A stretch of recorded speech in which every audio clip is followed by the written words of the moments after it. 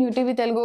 Mega power star Ram Charan తన సినీ ప్రయాణం megastar Chiranjeevi తనయుడిగా ఎదుర్కొన్న ఒత్తిడి, తండ్రితో తనకున్న అనుబంధంపై ఆసక్తికర విషయాలు పంచుకున్నారు. ఇటీవలే పెద్ద సినిమాతో భారీ విజయాన్ని అందుకున్న ఆయన తన అర్ధాంగి ఉపాసన కొణిదలతో కలిసి రిపబ్లిక్ సమ్మిట్ 2026లో పాల్గొన్నారు.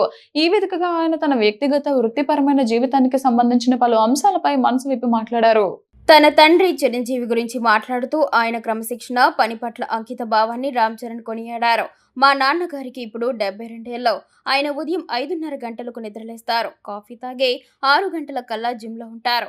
నన్ను కూడా జిమ్కి రమ్మని పిలుస్తుంటారు. ఆయన తన వర్కౌట్ను, తనను తాను అందంగా చూసుకోవడాన్ని చాలా ఇష్టపడతారు. మీరు ఇంకా ఎందుకు ఇంత కష్టపడుతున్నారు అని నేను అడిగితే, రామ్, నేను కేవలం సినిమాల కోసం ఇది చేయడం లేదు. నా మెదడు చురుగ్గా ఉండడానికి, మీ అందరి కోసం, నా మనవరాల కోసం నేను జీవించాలనుకుంటున్నాను అని చెప్పారు. ప్రస్తుతం ఆయన 3 ప్రాజెక్టులతో బిజీగా ఉన్నారని తెలిపారు. అదే సమయంలో తన కెరీర్ విషయంలో చిరంజీవి జోక్యం చేసుకోలేదని చరణ్ ఒక ముఖ్యమైన విషయాన్ని వెల్లడించారు. నా 15 ఏళ్ల సినీ కెరీర్లో ఆయన నాకు ఒక్కసారి కూడా ఫీడ్బ్యాక్ ఇవ్వలేదు.